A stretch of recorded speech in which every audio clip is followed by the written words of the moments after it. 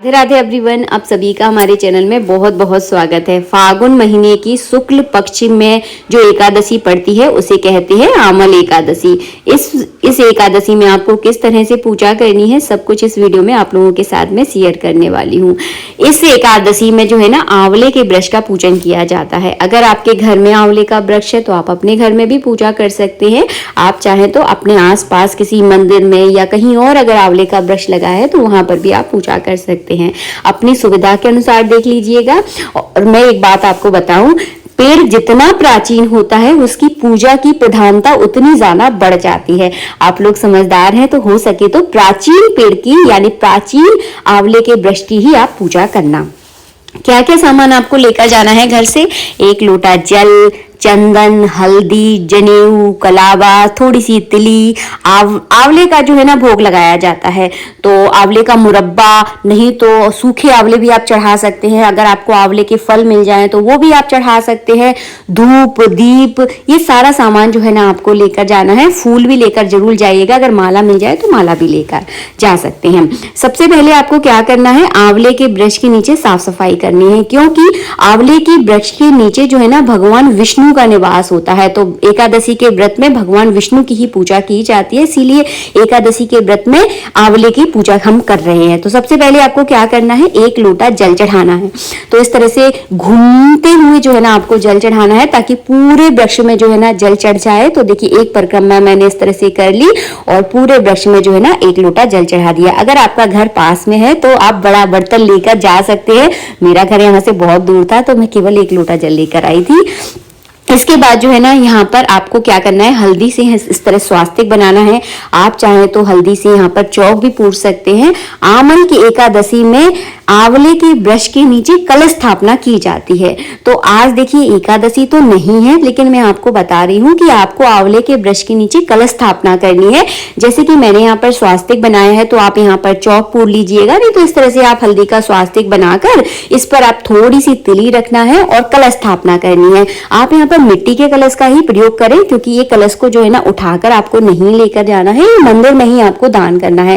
ताकि अगर आप तांबे पीतल का करोगे तो यहीं रह जाएगा, फिर आपको लगेगा कि हमारा तांबे पीतल का लोटा रह गया। तो आपको क्या करना है, मिट्टी का कलश लाना है। कलश स्थापना तो आपको पता है ना किस तरह से की जाती है। मिट्टी का कलश ले लीजिएगा, उस पर कलावा बांधना है, आपको कंठ तक उसको जल से भरना है। थोड़ी सी तिली, थोड़ा सा चंदन, 1 रुपए का सिक्का उसके अंदर डालना है।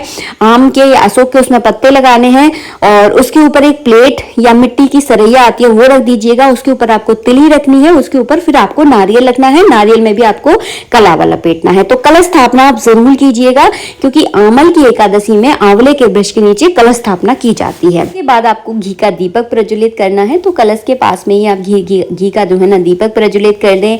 चंदन तिली से जो है ना भगवान का पूजन करें। कलावा चढ़ा दें वस्त्र रूपी, और इसके बाद आपको जनेऊ चढ़ाना है। कलावा जो है ना आंवले के वृक्ष के ऊपर आपको लपेटना है, इस बात का ध्यान रखिए। देखिए आज तो एकादशी नहीं है, लेकिन आप लोगों के लिए वीडियो जो है ना मैं पहले से बनाती हूँ ताकि आपको अच्छे से जो है ना सारी विधि समझा सकूं। यहाँ पर देखिए मैंने चंदन को इस तरह से घोल लिया है। चंदन से जो है ना आंवले के वृक्ष के ऊपर जो है ना आपको स्वास्तिक बनाना है।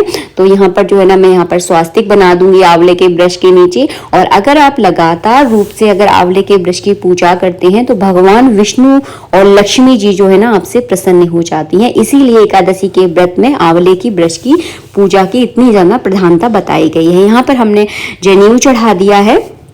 इसके बाद जो है ना धूप बत्ती वगैरह आप जला दीजिए, क्योंकि धूप दीप नैवेद्य से ही जो है ना आंवले की वृक्ष की पूजा आमल एकादशी में की जाती है।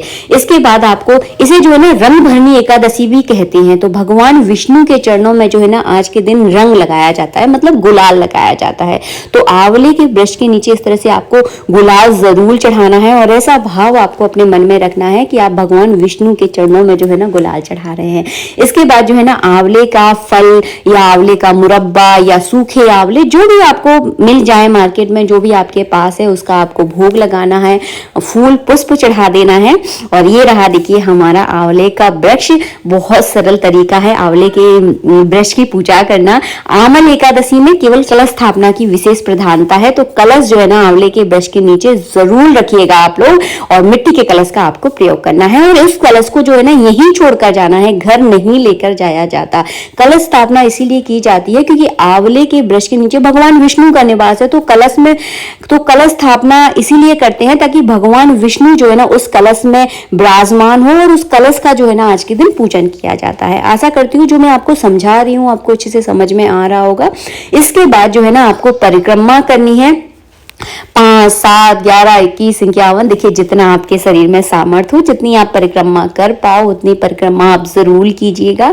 इसके बाद परिक्रमा जैसे ही आपकी पूर्ण हो जाती है, उसके बाद जो है ना आंवले के वृक्ष से जो है ना आपको गले मिलना है। जैसे कि मैं आपको वीडियो में दिखाऊंगी कि मैं किस तरह से गले मिलती हूँ। अगर आपको नहीं पता है तो आपकी जब शादी हुई होगी, हाल ही जब शादी होती है ना, तो लड़कियां जो है ना अपनी माँ से इसी प्रेम के साथ जो है ना गले मिलती हैं। जब हम किसी से लिपट कर गले मिलते हैं ना, तो उसे प्रेम भाव का जो है ना मिलना कहा जाता है। उससे जो है ना भाव आपके दिखते हैं। देखिए इस तरह से जो है ना आपको हमेशा जब भी आप पैर छुओ ना, तो हमेशा अपने पल्लू से पैर छुओ, और इस तरह से जो है ना आपको गले मिलना है। इसे कहते हैं भाव का मिलना। इससे जो है ना आपके हृदय से जब हृदय मिलता है ना, तो अति प्रेम जो है ना दरसता है, और जो लोग मिलते होंगे उनको पता होगा। इसके बाद जो है ना आपको अपने पल्लू से जो है ना इस तरह से आंवले का जो है ना आशीर्वाद जो है ना लेना है। इसके बाद जो है ना आपको आरती करनी है। आरती तो आप सबको आती होगी, भगवान विष्णु की आरती जो है ना की जाती है। पूरे आंवले के वृक्ष की आपको आरती करनी है। सुबह के समय जो है ना आपको ये पूजन करना है। आमल एकादशी के दिन जब आप आंवले के वृक्ष के नीचे पूजा करोगे ना, तो आपको बहुत सारी सखियां भी मिल जाएंगी, क्योंकि बहुत सारी लेडीज जो है ना आमल एकादशी में पूजा करने आती हैं। लेकिन आज तो आमल एकादशी नहीं थी, तो मैं यहाँ पर अकेली ही पूजा कर रही हूँ, लेकिन उस दिन आपको बहुत भीड़ मिलेगी। इसके बाद आपको जब आरती पूरी हो जाए तो जल का आचमन करवाना है। मिलेंगे आप सबसे नेक्स्ट वीडियो में। वीडियो पसंद आया है तो प्लीज वीडियो को लाइक जरूर कीजिएगा। चैनल पर अगर पहली बार आए हैं तो हमारे चैनल को सब्सक्राइब कीजिएगा। मिलेंगे आप सबसे नेक्स्ट वीडियो में। जब तक के लिए राधे राधे। आप